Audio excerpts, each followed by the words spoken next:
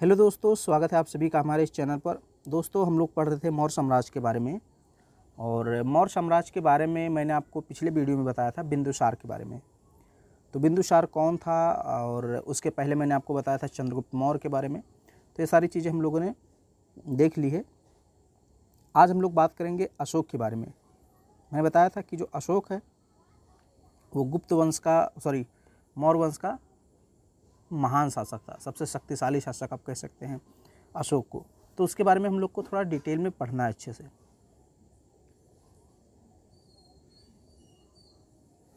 ये पीडीएफ आपको Telegram channel पे मिल जाएगा। टेलीग्राम चैनल की लिंक आपको डिस्क्रिप्शन बॉक्स में मिल जाएगी। तो अशोक जो है 273 ईसा पूर्व से 232 ईसा पूर्व तक शासन करता है।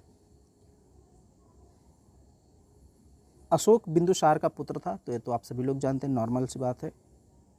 अशोक का राज्याभिषेक 269 ईसा पूर्व में हुआ था, ये बात आपको याद रखना है। देखिए, शासक बन गया था 273 ईसा पूर्व में, मतलब जब बिंदुसार की मृत्यु हुई तभी से वो शासक बन गया था।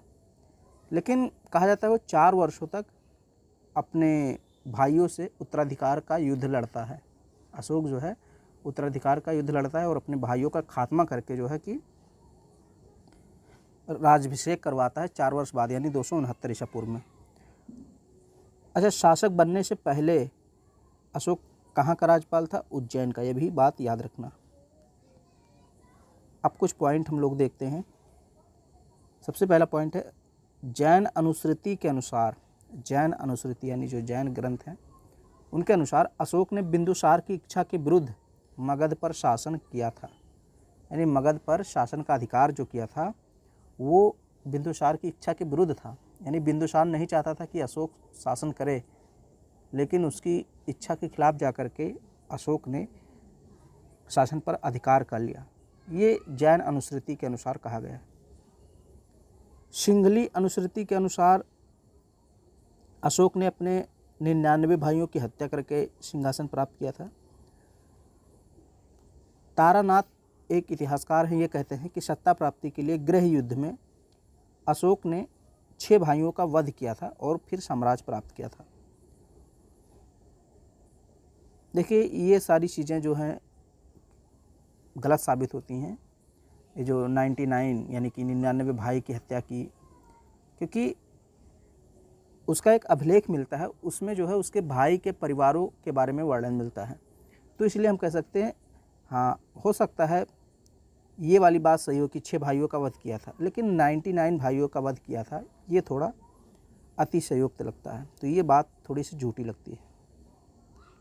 ये देखिए, अगला पॉइंट वही है। अशोक के 5वें अभिलेख में उसके जीवित भाइयों के परिवारों का उल्लेख मिलता है। जीवित भाइयों यानी सभी भाइयों को उसने नहीं मारा था। उसके 1-2 भाई हो सकता है मारे गए, 6 भाई हम मान सकते हैं कि मारे गए हों, लेकिन सभी भाई उसके नहीं मारे गए, क्योंकि उसके भाइयों के परिवारों का उल्लेख मिलता है। तो भाई रहे होंगे तभी उसका परिवार रहा होगा। अशोक ने अपने राज्याभिषेक के 8वें वर्ष 261 ईसा पूर्व में कलिंग पर आक्रमण किया और कलिंग की राजधानी तोसली पर अधिकार कर लिया। तो कलिंग पर आक्रमण कब किया था? 261 ईसा पूर्व में, अपने राज्याभिषेक के 8वें वर्ष। यानी राज्याभिषेक कब हुआ था? 269 ईसा पूर्व, और 8 वर्ष बाद 261 ईसा पूर्व में कलिंग पर आक्रमण किया। कलिंग की राजधानी तोसली थी, उस पर अधिकार कर लिया। और कहा जाता है ये इसका आखिरी युद्ध था। इसके बाद जो है अशोक ने युद्ध करना छोड़ दिया, क्योंकि इस युद्ध से बहुत ज़्यादा दुखी हो गया था अशोक। इस युद्ध में घोर नरसंहार हुआ था, बहुत ज़्यादा लोग मारे गए थे, इधर से भी उधर से भी, यानी दोनों पार्टी के, दोनों दलों के सैनिक बहुत ज़्यादा मारे गए थे। बहुत सारी जो औरतें थी वो विधवा हो गई थी, बहुत सारी बहनों ने अपने भाई को खो दिया था। तो मतलब उनके विलाप को सुन करके जब उनको रोता हुआ देखा अशोक ने, उन महिलाओं को, उन बच्चों को, तो जो है कि उस पर बहुत ज़्यादा असर पड़ा और उसने फिर निर्णय लिया कि हम अब जीवन में कभी युद्ध नहीं करेंगे। तो ये अशोक का आप कह सकते हैं अंतिम युद्ध था, कलिंग का युद्ध। पुराणों में अशोक वर्धन कहा गया अशोक को, तो ये भी बात याद रखना। पुराण जो है, जितने भी पुराण है वो अशोक को अशोक वर्धन के नाम से वर्णित करते हैं। दीपवंश, इसमें करमोली कहा गया है। करमोली मतलब आप यहाँ एक दीपवंश जो है ये बौद्ध ग्रंथ है और इसमें करमोली इसको नाम से पुकारा गया है।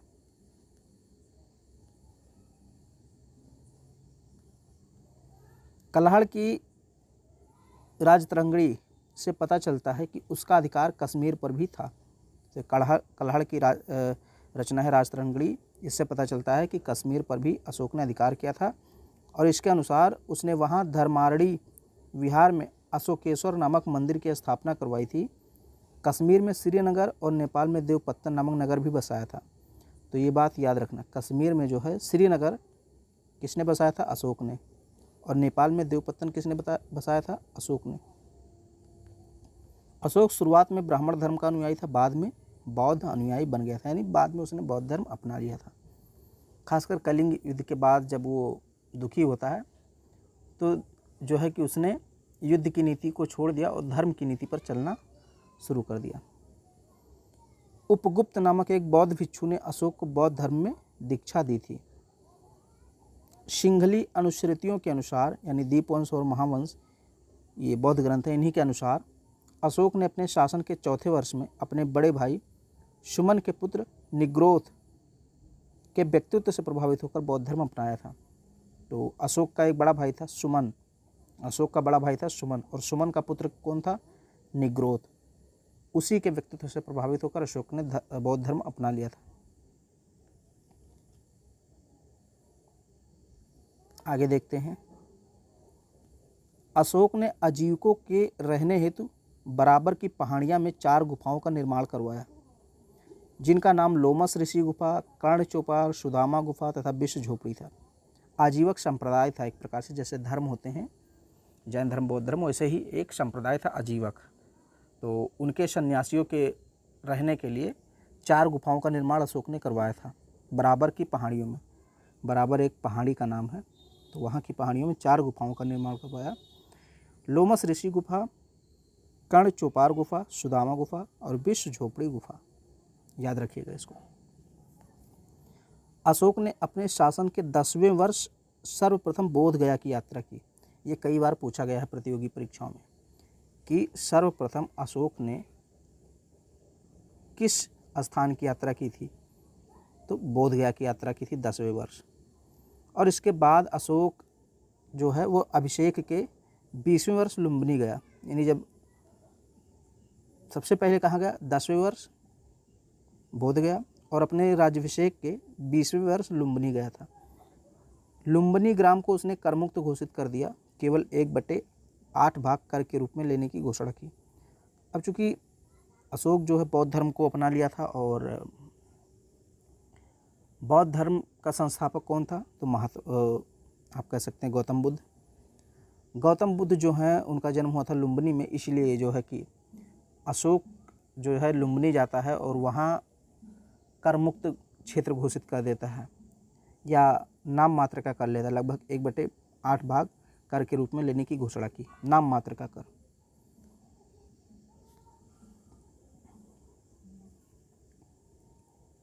बौद्ध धर्म ग्रहण करने के बाद अशोक ने आखिर तथा विहार यात्राएं रोक दी, यानी जब बौद्ध धर्म स्वीकार कर लिया अशोक ने, तो उसके बाद शिकार करना या टहलना घूमना ये सब छोड़ दिया, तथा उनके स्थान पर धर्म यात्राएं प्रारंभ की। धर्म यात्राएं मतलब महात्मा बुद्ध जहाँ जहाँ गए थे उन स्थानों की यात्राएं करना शुरू कर दिया अशोक ने।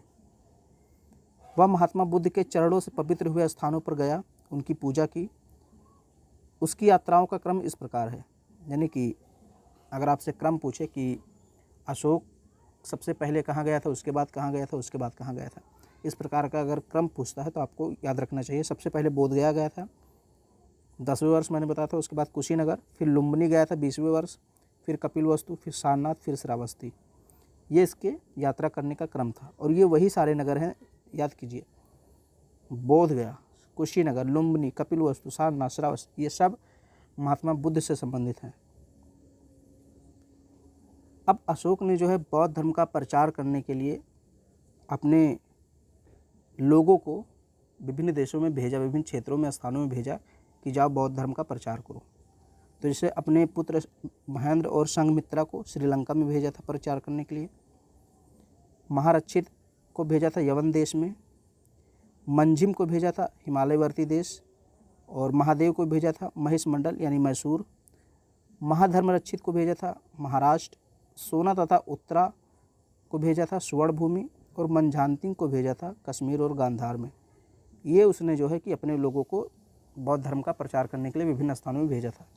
तो हिमालयवर्ती देश कहने का मतलब जो हिमालय के आसपास देश हैं, यवन देश आप कह सकते हैं, ग्रीक कह सकते हैं, स्वर्णभूमि श्रीलंका कह सकते हैं। तो ये इतना आपको याद रखना है। तो आगे हम लोग जो है बात करेंगे अशोक के अभिलेखों के बारे में। अशोक के अभिलेखों से जो क्वेश्चन पूछा जाता है बहुत ही गहराई से पूछा जाता है। उसने किस किस भाषा में कौन कौन से अभिलेख लिखवाए हैं, शिलालेख कौन कौन से, बृहद शिलालेख कौन कौन से हैं, यहाँ से क्वेश्चन बहुत पूछा जाता है। तो उसको हम लोग अलग से पढ़ेंगे। आज हम लोग यहीं पे कंप्लीट करते हैं। छोटी छोटी वीडियो बनाऊंगा ताकि आपको भी पढ़ने में आसानी रहे। तो अगर वीडियो आपको पसंद आए तो उसको लाइक कर दीजिए, शेयर कर दीजिए और चैनल पर पहली बार आए हैं तो चैनल को सब्सक्राइब कर लीजिए।